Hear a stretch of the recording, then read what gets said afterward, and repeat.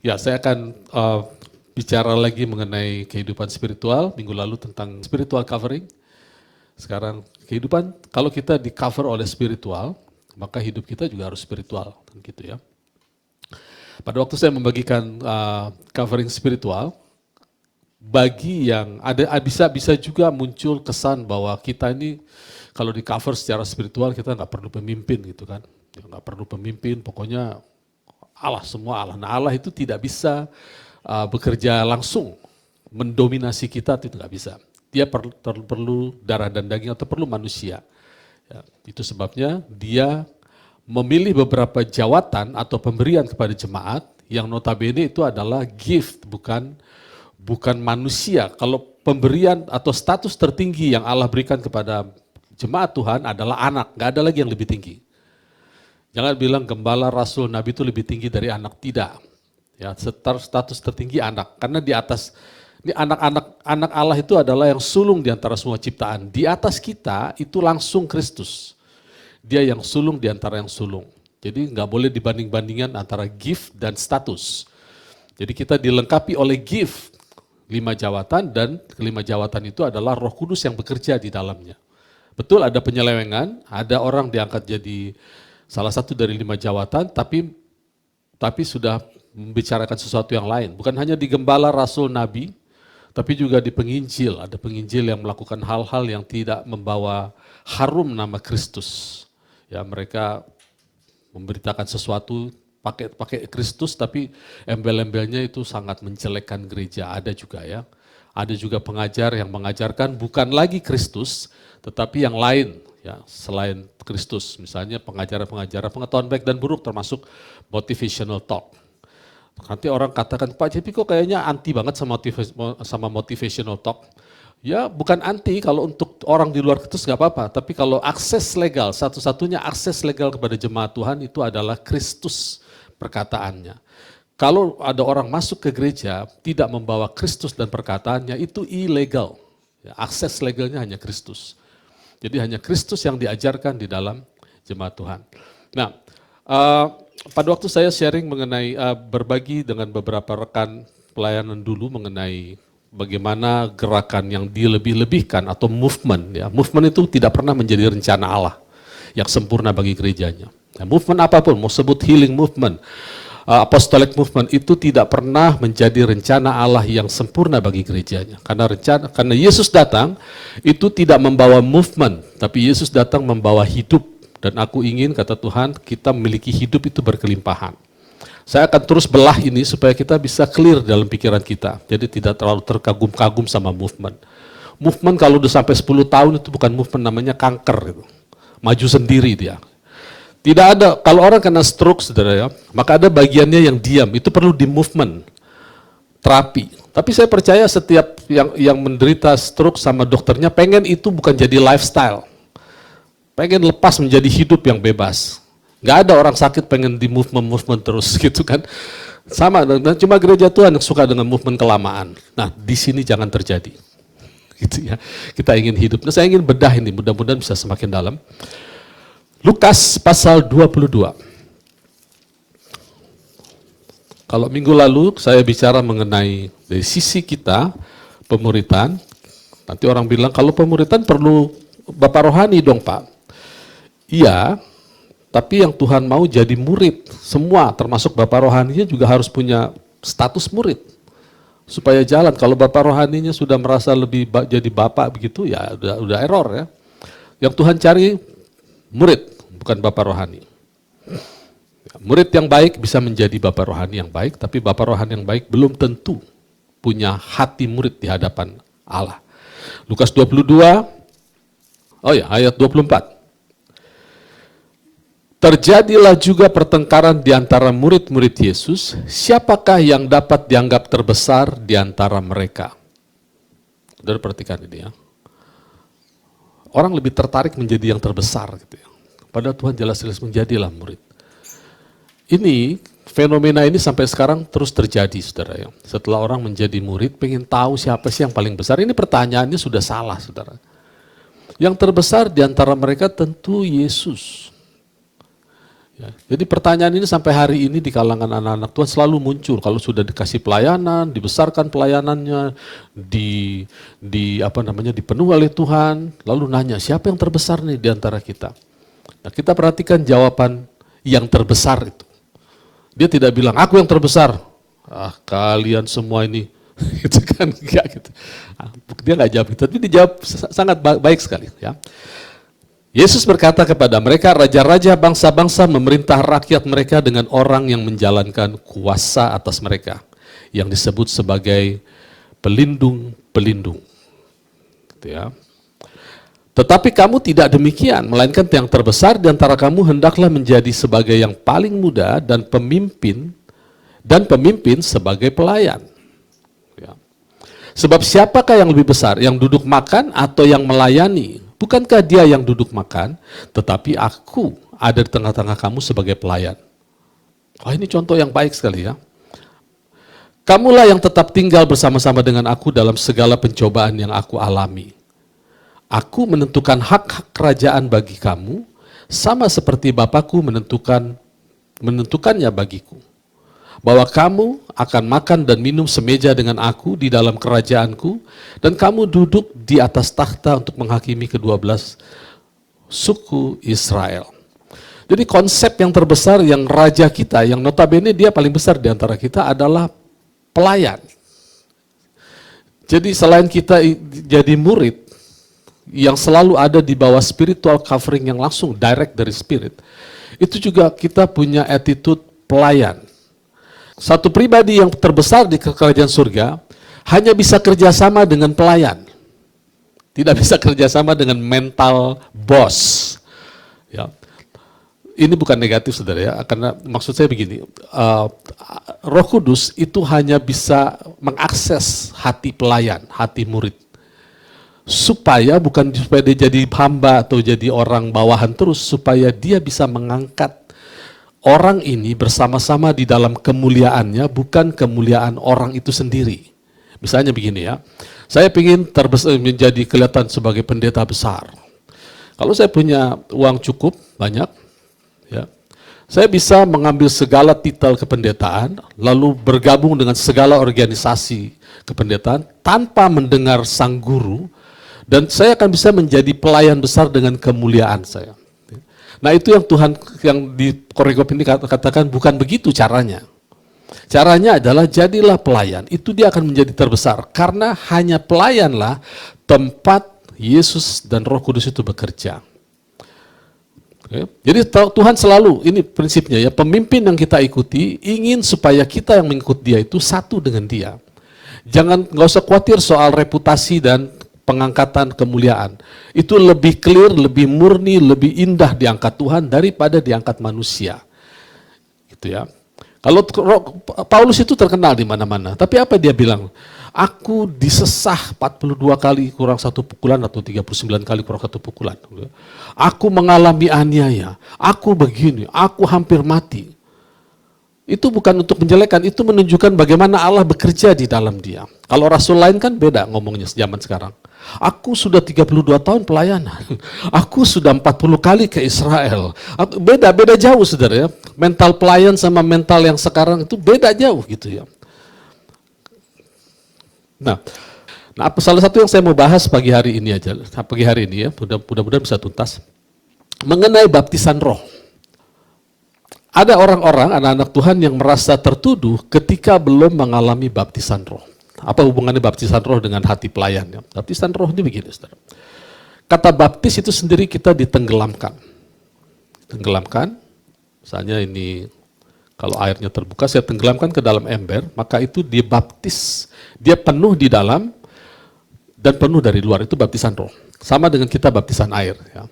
Pada waktu kita dibaptis, kita penuh dikelilingi air, tapi kita nggak penuh di air, nggak masuk ke dalam kita ya. Tapi artinya kita ditenggelamkan. Setelah keluar, lalu pulang, pertanyaannya, masih dibaptis nggak orang ini? Tidak. Ya, begitu juga dengan baptisan roh. Setelah kita mengalami, kalau zaman dulu tuh rame soal baptisan roh. Mari kita berdiri, kita sembah Tuhan, sekarang aku baptis kok dalam baptisan roh. It's okay ya. Tapi pertanyaannya, setelah kita pulang, kita masih dibaptis nggak? Tidak, dan tidak mungkin.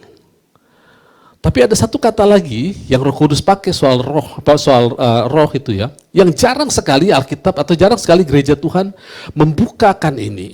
Nah, ini yang mau saya ceritakan. Ini yang penting. Yang disebut dengan kepenuhan roh, filled with the Spirit. Ya, sekarang kita balik lagi ke definisi baptis. Ya, ini supaya kita bisa menjadi pelayan dan murid yang baik, itu harus spiritual. Ya, karena kita di cover spiritual, maka kita harus hidup spiritual. Ya. Pada waktu gelas ini saya masukkan, tenggelamkan ke dalam ember atau wadah air. Dia dipenuhi air, juga dipenuhi di luar dan di dalam.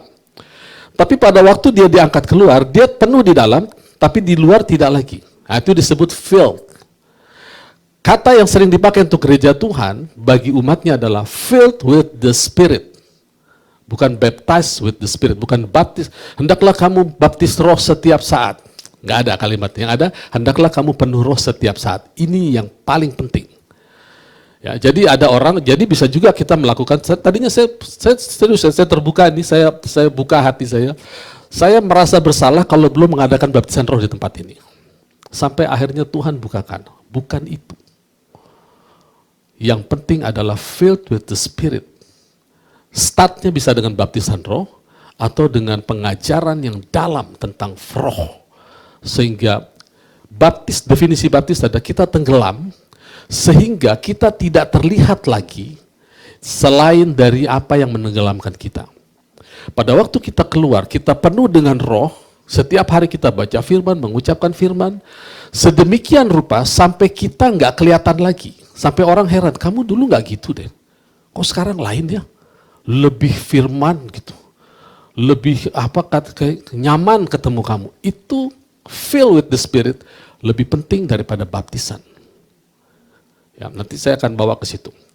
Nah, itu sebabnya Bapak Saudara, orang yang dibaptis roh berjalan dalam karunia itu belum tentu penuh dengan roh sekalipun dia sudah mengalami baptisan roh. Contohnya Korintus. Korintus itu jemaat yang penuh dengan karunia. Dia adalah jemaat yang kaya, tidak kekurangan satu apapun. Tetapi Paulus mengatakan jemaat di Korintus itu jemaat flesh, karnal. Sehingga Paulus tidak bisa menyampaikan hal-hal yang spiritual karena mereka manusia karnal. Lalu kepada jemaat di Korintus lah dia menceritakan, ini loh karunia-karunia itu, keluar 12 karunia. Dia mengatakan bahwa semua itu yang melakukan adalah roh, bukan kamu. Dan itu adalah hal yang baik karena kamu manusia karnal. Manusia karnal perlu disetrum, dikasih kejut-kejut oleh karunia-karunia. Makanya di akhir surat 1 Korintus 12 dikatakan, kejarlah karunia roh.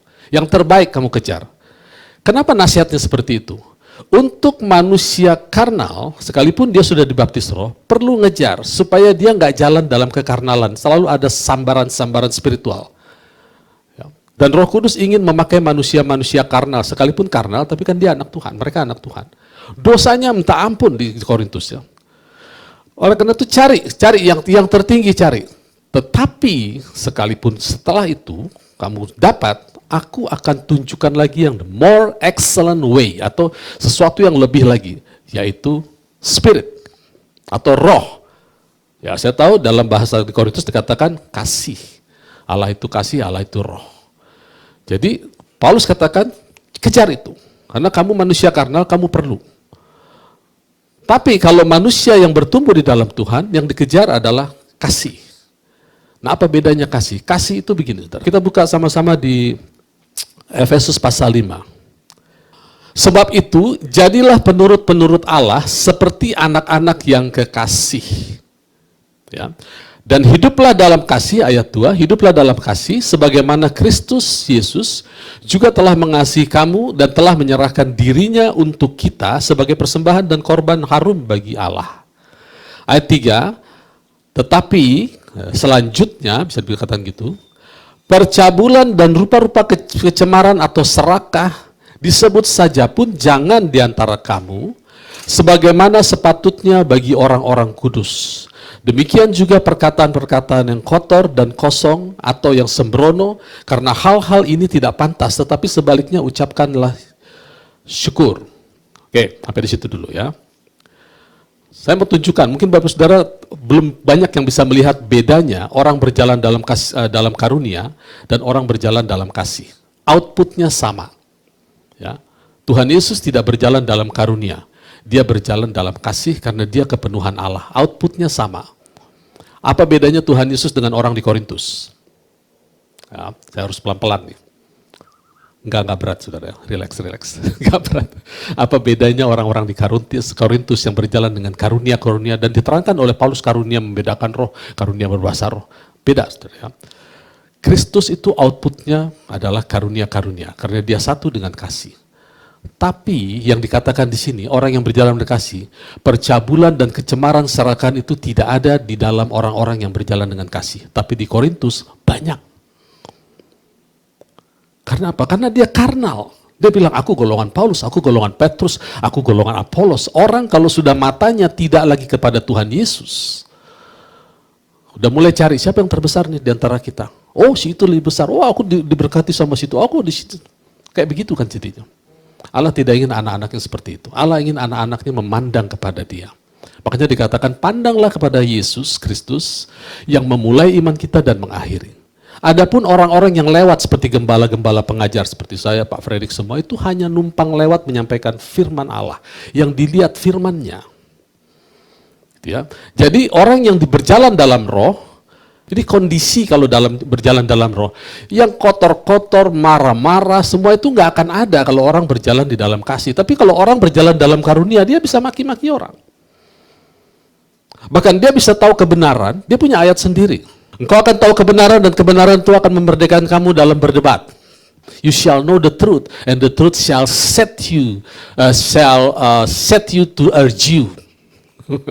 Itu sekarang populer kan ya. Orang yang berjalan dalam karunia bisa seperti itu, saudara. Dia bisa kasih pengalamannya dan dia bisa menghantam orang. Tapi orang yang berjalan dalam kasih beda. Makanya saya katakan, apa bedanya Kristus yang penuh dengan manifestasi Allah dan didefinisikan sebagai karunia, dan orang-orang Korintus yang penuh dengan karunia-karunia tapi masih dibilang anak kecil. Karena anak kecil masih butuh bimbingan, perlu stimulus-stimulus dari Roh Kudus. Tetapi orang yang berjalan dalam spirit, itu karunia itu seperti mengalir begitu saja. Itu disebut filled with the Spirit. Jadi bukan sekedar baptized with the Spirit. Ya. Sekalipun Bapak Ibu Saudara, saya belum pernah lakukan baptis dalam Roh Kudus di tempat ini ya. Tapi sadar atau tidak, saya, Pak Fredrik, dan para pengurus membaptis kita semua di dalam roh setiap hari, supaya kita filled with the Spirit. Kalau ada kesempatan, misalnya kita bikin acara, lalu kita adakan, mari, siapa yang belum dibaptis Roh Kudus? Boleh, kita akan baptis. Sekarang orang tanya, Pak, gimana dengan Kisah Rasul 19 ayat 9, Kisah Rasul 19 ayat 1, coba ya. Ketika Apolos masih di Korintus, Paulus sudah menjelajah daerah-daerah pedalaman dan tiba di Efesus. Di situ didapatinya beberapa orang murid. Ya. Sebagai catatan sebelum saya lanjut, kata-kata murid itu hanya muncul sampai di kitab Kisah Para Rasul. Lewat dari situ murid tidak muncul lagi. Gini, sampai Kisah Rasul murid stop. Korintus Kisah Rasul, Roma sampai Wahyu, Bapak Ibu Saudara nggak akan ketemu kata murid. Karena kerinduan Yesus adalah kita anak-anak yang belajar terus. Gitu ya. Takutnya kalau mungkin ya, kalau dimunculkan lagi kata murid, orang jadi membesar-besarkan murid. Murid itu bukan posisi, bukan kita punya pembimbing kita murid, bukan. Murid itu adalah kalau kita di dalam firman Allah dan firman Allah di dalam kita. Itu adalah status spiritual. Kalau kita spiritually minded, itu murid. Begitu kita carnally minded, itu bukan murid lagi. Petrus pernah dipuji Tuhan, waktu dibilang siapa aku ini, Petrus bilang kau Mesias anak Allah yang kudus. Wah, engkau punya pewahyuan, itu murid. Karena dapat firman dan dia ucapkan. 5 menit kemudian, aku harus disalib. Petrus bilang dijauhkan daripadamu. Engkau iblis, keluar kau iblis. Nyah kau iblis karena engkau tidak memikirkan apa yang dipikirkan Allah. Jadi begitu cepat berbalik. Ya, posisi itu. Jadi kondisi murid harus continue yang disebut filled with the Spirit. Ya, sekarang dapat benang merahnya ya, murid dan filled. Jadi ini ceritanya nggak terputus-putus, saudara. Antara murid dan kepenuhan Roh Kudus, baptisan Roh Kudus ini nyambung semua. Ya. Lanjut ayat 2. Katanya kepada mereka, sudahkah kamu menerima Roh Kudus ketika kamu menjadi percaya? Akan tetapi mereka menjawab, dia belum, bahkan kami belum pernah mendengar bahwa ada Roh Kudus. Lalu kata Paulus kepada mereka, kalau begitu dengan baptisan mana kamu telah dibaptis? Jawab mereka, dengan baptisan Yohanes. Kata Paulus, ayat 4, baptisan Yohanes adalah pembaptisan orang yang telah bertobat atau pembaptisan untuk repentance, pertobatan. Dan ia berkata kepada orang banyak bahwa mereka harus percaya kepada dia yang datang kemudian daripadanya, yaitu Yesus. Ayat 5, ketika mendengar hal itu mereka memberi diri dan mereka dibaptis dalam nama Yesus. Perhatikan ya, mereka dibaptis dalam nama Yesus dan mereka berbicara bahasa roh. Lalu saya renungkan, apa yang salah dengan baptisan Yohanes? Nah, Bapak Ibu Saudara, bayangkan kita mundur ke tahun di mana surat ini ditulis. Saya pikir akan menjadi aneh bagi orang Yahudi untuk ditanya, apakah kamu sudah terima Kristus? Itu aneh, saudara. Karena Yesus itu saudara mereka. Untuk apa mereka menerima saudaranya? Jadi yang ada baptisan pertobatan, aku mau berbalik kepada Allah. Dari situ saya mikir, sejak kapan ada istilah terima Kristus? Ini menarik, saudara. Sejak kapan ada istilah Kristus? Itu adalah satu istilah yang didevelop untuk gereja, tapi untuk orang Yahudi nggak perlu. Jadi tidak heran, ya, tidak heran kalau pada saat itu tidak lazim baptisan Roh Kudus. Karena pengajaran Alkitab juga belum ada kok. Yang Allah cari adalah orang yang kepenuhan Roh, bukan dibaptis. Tidak mungkin dibaptis Roh setiap saat, saudara. Nggak mungkin. Kita punya banyak Roh, tapi kita perlu penuh setiap saat. Emang bisa kosong Pak? Bisa, karena kita bocor, saudara. Setiap kita bocor, dari perkataan, dari pikiran tuh bocor. Kita lihat badan kita makin lemah aja, kita udah mulai bocor, tidak percaya. Kita perlu diisi lagi. Kita lihat dompet kita, ATM kita mulai kurang, kita bisa bocor. Perlu diisi lagi janji-janji Tuhan. Kita lemah dikit, kita bisa bocor. Makanya Tuhan katakan, hendaklah kamu fill with the Spirit. Ya.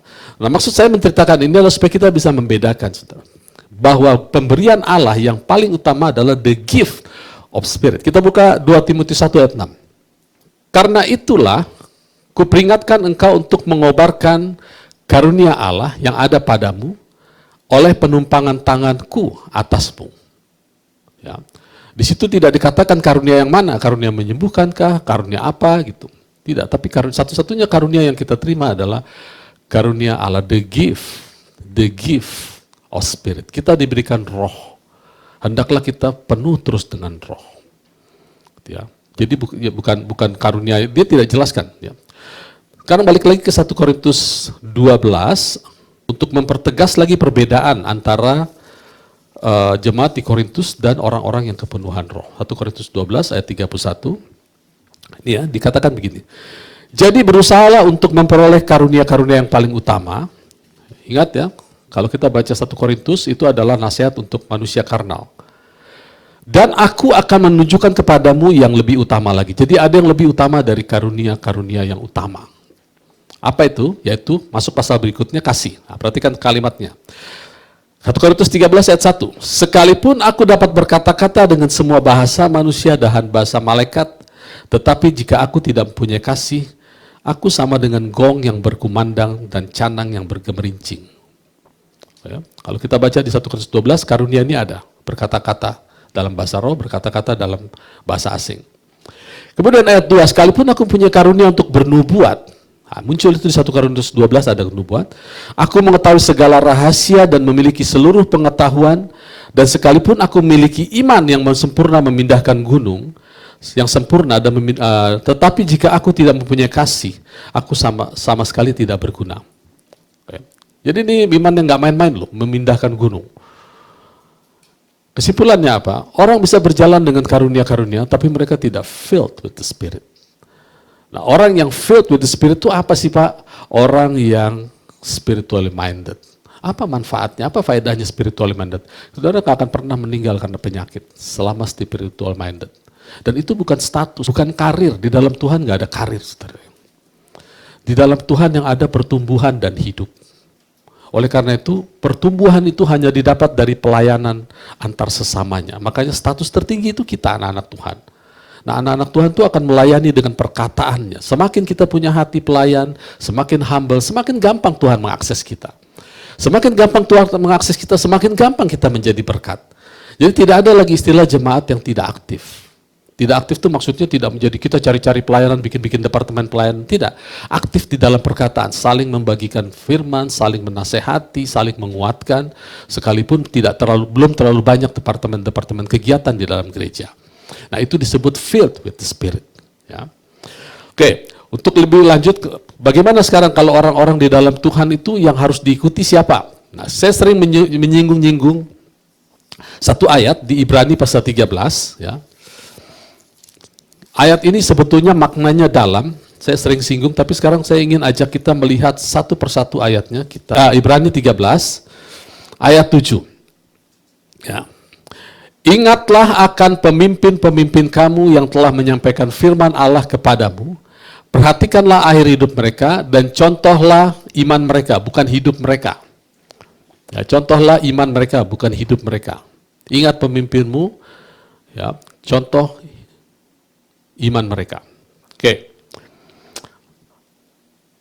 Berapa kali kalau saya diskusi tentang spiritual covering atau mengikut Tuhan, bahkan saya pernah menyampaikan bahwa shepherding movement itu adalah satu gerakan movement penggembalaan yang berlebih-lebihan.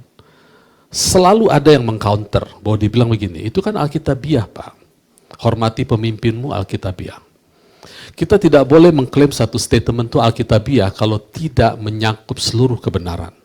Kalau satu ayat saja kita pegang untuk melegalkan movement kita, itu namanya bukan alkitabiah. Disebut composite truth, solid food, kita harus ngerti.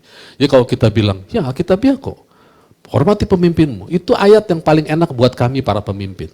Tapi itu ayat yang gak enak untuk jemaat. Karena bisa diperbudak. Nah, untuk pemimpin, baca tuh Lukas pasal 22. Kalau mau besar, jadi pelayan, gitu kan? Untuk jemaat, hormati pemimpin, gitu kan? Ingat akan pemimpinmu. Jadi clear ya, kalau yang jemaat menghormati pemimpin punya hati hamba, asik, enak, jalan nih gereja kita. Nah, saya mau kupas lagi. Kita disuruh ingat pemimpin-pemimpin kita yang menyampaikan firman, tapi yang kita perhatikan iman, bukan hidup. Masuk ayat 8. Yesus Kristus, sebab apa kita harus melihat iman mereka dan bukan hidup mereka? Sebab kita punya hidup sendiri yang harus sama antara pemimpin kita dan kita. Hidupnya harus sama. Itu disebut Kristus. Kristus adalah hidup kita, iman adalah belief system. Jadi sekalipun kita ada di bawah pengajaran siapapun, kita bisa punya banyak pengajar di dalam Kristus. Yang kita perhatikan adalah iman, itu ada belief system atau hukum-hukum Allah di dalamnya. Mengapa harus kita perhatikan dia dan bukan hidup orangnya? Karena kita punya hidup sendiri yang diminta oleh Allah, yaitu Yesus Kristus itu tetap sama, baik kemarin, hari ini, maupun sampai selamanya. Bukan iman yang tetap sama. Nah, iman dan Kristus ini harus berjalan bersama-sama. Di dalam perjanjian lama, iman dan Kristus itu disatukan. Disebut hukum Taurat. Ya, kita buka sekarang Galatia 3, ayat 22 mulai. Galatia 3 ayat 22. Tetapi kitab suci telah mengurung segala sesuatu di bawah kekuasaan dosa, supaya oleh karena iman dalam Yesus Kristus. Perhatikan itu ya, iman itu harusnya ada dalam Yesus Kristus. Tapi dibalik, di dalam Yesus Kristus itu harus ada iman. Bukan perkataan yang lain. Bukan perkataan-perkataan positive thinking. Ya, itu harus satu terus. Ya, makanya tadi di Ibrani dikatakan, kalaupun kau suka mendengarkan khotbah, ya perhatikan imannya, jangan hidup orangnya. Mau baik, mau buruk, nggak ada manfaatnya buat kita. Karena hidup Kristus yang akan terbentuk dari iman yang kita dengar, itu tetap sama kemarin, hari ini. Kalau kemarin dia menyembuhkan, sekarang menyembuhkan. Kalau kemarin dia menolong, sekarang menolong. Kalau kemarin membuat kita berkelimpahan, sekarang akan membuat kita berkelimpahan. Akan selalu begitu, nggak akan pernah berubah. Ya, supaya oleh karena mengurung segala sesuatu di bawah dosa, supaya oleh karena iman dalam Yesus Kristus, janji itu diberikan kepada mereka yang percaya. Jadi dari mana datangnya janji? Dari orang yang hidupnya Kristus dan pola pikirnya iman. Oke, lanjut ayat 23. Sebelum iman itu datang, kita berada di bawah pengawalan hukum Taurat dan dikurung sampai iman dinyatakan. Nah, sekarang iman disandingkan dengan hukum Taurat. Jadi hukum Taurat adalah belief system. Ya. Ayat 24. Jadi, hukum Taurat adalah penuntun bagi kita sampai Kristus datang supaya kita dibenarkan oleh iman. Sekarang dibilang hukum Taurat adalah disandingkan dengan Kristus. Jadi bayangkan ya, hukum Taurat itu adalah, Alkitab katakan, turutilah hukum Taurat karena hukum Taurat itu hidupmu. Satu. Tapi itu di luar manusia. Itu ada di dalam tulisan. Sekarang, baik Kristus maupun iman, itu ada di dalam kita. Mana lebih enak, saudara? Lebih enak kita, cuman potensi gagalnya adalah hidup kita Kristus ketika kita lahir baru, tapi pola pikir kita belum tentu Kristus, belum tentu iman. Bisa yang lain. Ini yang saya katakan bahayanya, kalau terlalu mengagung-agungkan pemimpin atau dalam gerakan shepherding movement itu. Pemimpin terlalu mengagung-agungkan jabatannya. Merasa siapa yang lebih besar di antara kami. Ini bahaya. Kita harus pandang iman dan hidup kita sudah pasti Kristus. Karena kita ciptaan baru, kita pasti Kristus. Ya. Supaya yang membenarkan kita itu iman. Sekalipun hidup kita Kristus, tapi kalau kita hidup oleh hukum Taurat, pengetahuan baik dan buruk. Ayat yang lain mengatakan, Christ is become of no effect. Kristus nggak ada manfaatnya. Ya kita Kristus, nggak bisa disangkal. Kita mau berbuat apapun, kita Kristus karena kita ciptaan baru. Tapi Kristusnya nggak berefek karena imannya nggak jalan. Jadi hukum Taurat adalah penuntun bagi kita sampai Kristus datang supaya kita dibenarkan oleh iman. Sekarang masuk ayat 25. Ayat 25, sekarang iman itu telah datang. Ya, imannya sudah datang, dia siap membentuk satu kehidupan yang disebut Kristus. Karena itu kita tidak lagi di bawah penuntun.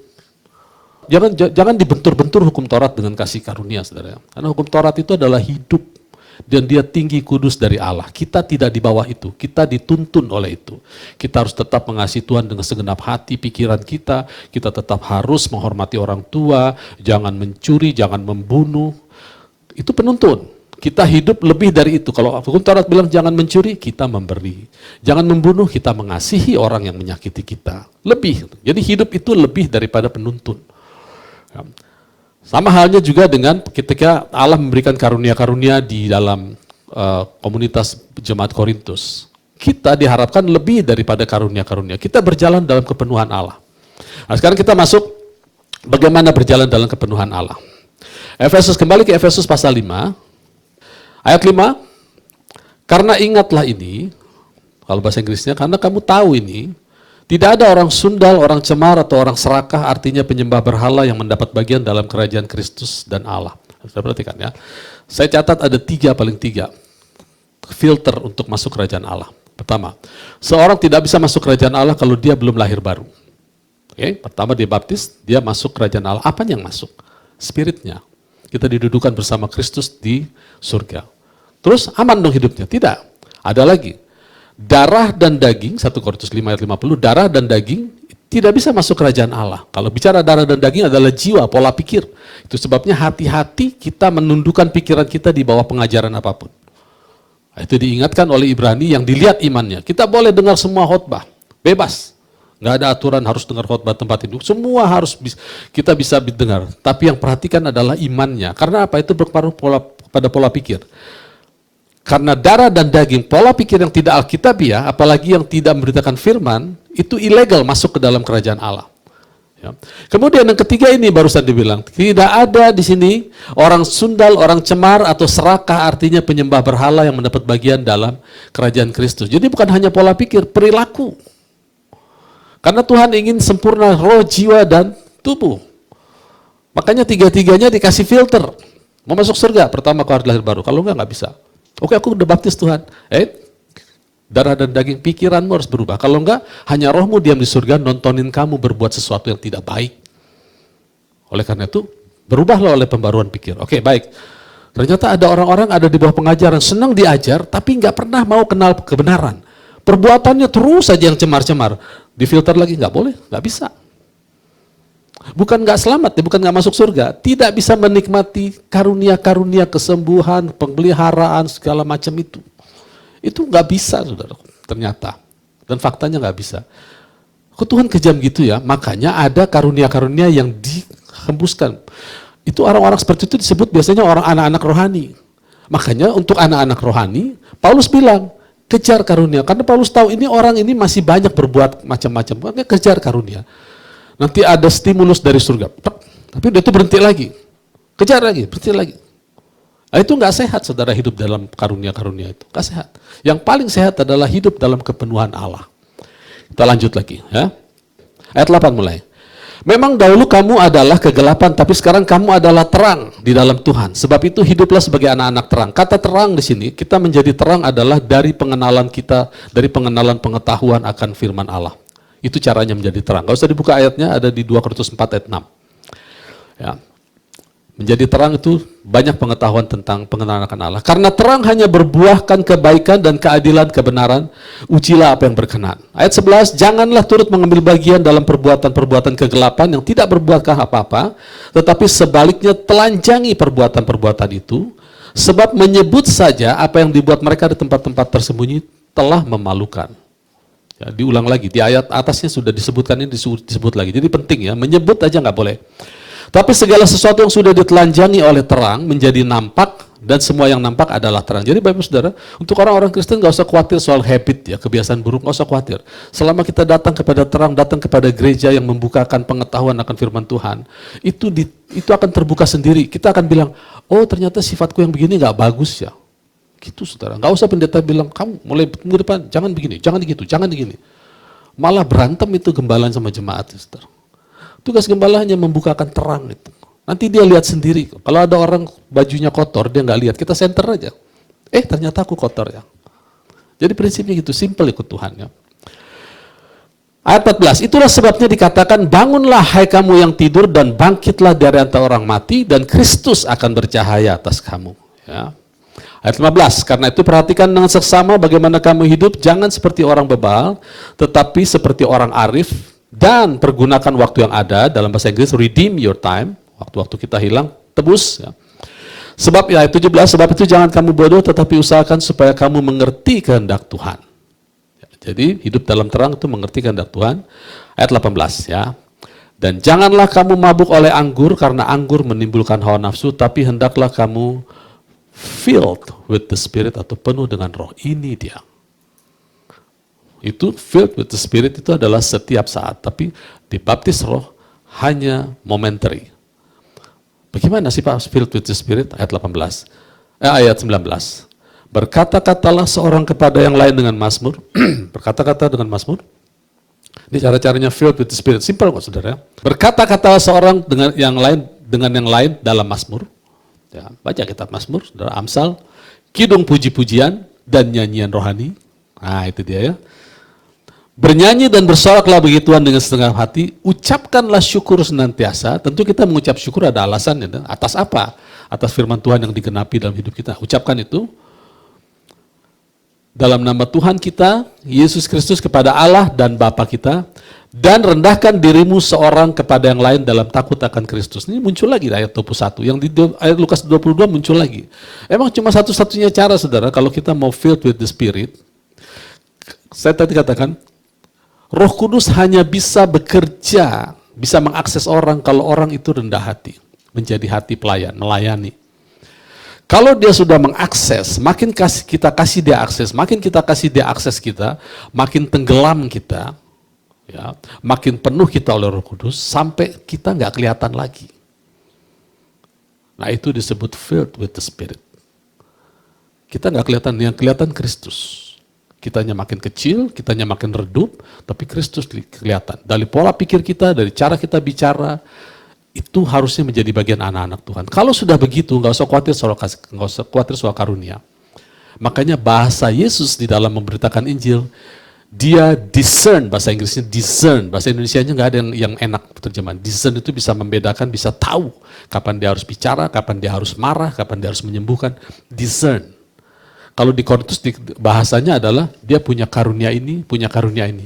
Yesus discern. Sekarang saya mau tanya, kita mau discern atau mau punya karunia? Kalau kita mau punya karunia, cenderung kita punya identitas. Oh dia tuh pelayan kesembuhan tuh, spesialis kanker. Dia pelayan kesembuhan, spesialis penyakit batuk misalnya gitu ya. Oh dia spesialis penasehat. Oh dia pendoa. Atau dia ini, itu anak-anak. Tapi kalau dia discern spiritnya kuat loh. Kamu punya kebutuhan apa, dia akan doakan. Dan tidak akan ngungkit-ngungkit. Nah, sifat Bapak kita kan gitu ya. Kalau ada orang datang tidak mengungkit-ngungkit. Dia punya discernment yang kuat. Nah itu yang kita kejar saudara. Itu disebut filled with the Spirit. Dan itu akan menjadi bagian hidup kita. Karakter attitude ilahi itu keluar. Makanya Efesus 5 katakan, jadilah pengikut Allah. Imitation of God. Di Korintus dibilang apa? Paulus bilang, hai kamu orang Korintus, jadilah pengikutku. Terus di bagian lain, kamu ikut aku seperti aku ikut Allah. Jadi kalau kepada anak-anak yang penuh, yang sibuk soal karunia-karunia, ya ikutilah aku, kata Paulus. Tapi bagi anak Tuhan yang dewasa, jadilah pengikut Allah. Karena dia sudah mampu discernment atau discerning atau bisa mampu berkomunikasi dengan Allah. Itu yang Tuhan katakan dulu. Yang Tuhan katakan sebelum dia naik ke surga. Sekarang kamu belum minta apa-apa. Nanti kamu akan minta langsung kepada Bapa dalam namaku. Kristus juga bilang, nanti kamu langsung kepada Bapa. Jadi gaya bicara pembimbing rohani yang baik adalah mengarahkan kita langsung kepada Bapa. Yesus melakukan itu, Paulus melakukan itu. Nah, yang saya ceritakan, saya Musman tidak melakukan itu. Kamu perlu apa? Ada masalah apa dalam keluarga? Dengar kata-kata saya. Sekalipun nanti dia datang, tapi Alkitab bilang gini, dengar saya. Jadilah imitator of God. Amin. Siap? Bapak Ibu Saudara akan diberkati, iblis tidak akan pernah punya bagian di dalam orang-orang yang menjadi imitasi Allah.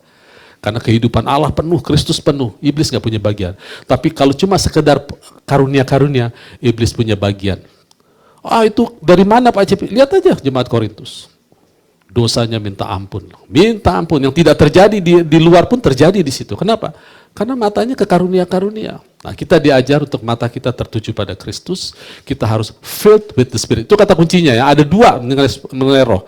Baptis dan penuh. Kejar penuh oleh roh. Baptis bisa sewaktu-waktu. Nanti kita KKR, kita akan bisa mengadakan, siapa yang mau dibaptis roh? Angkat tangan, berdiri, ayo. Baptis dalam roh, bahasa roh semua. Tapi setelah itu filled with the Spirit atau tidak? Gitu ya. Jangan takut sama doktrin. Amin, puji Tuhan. Tuhan Yesus memberkati.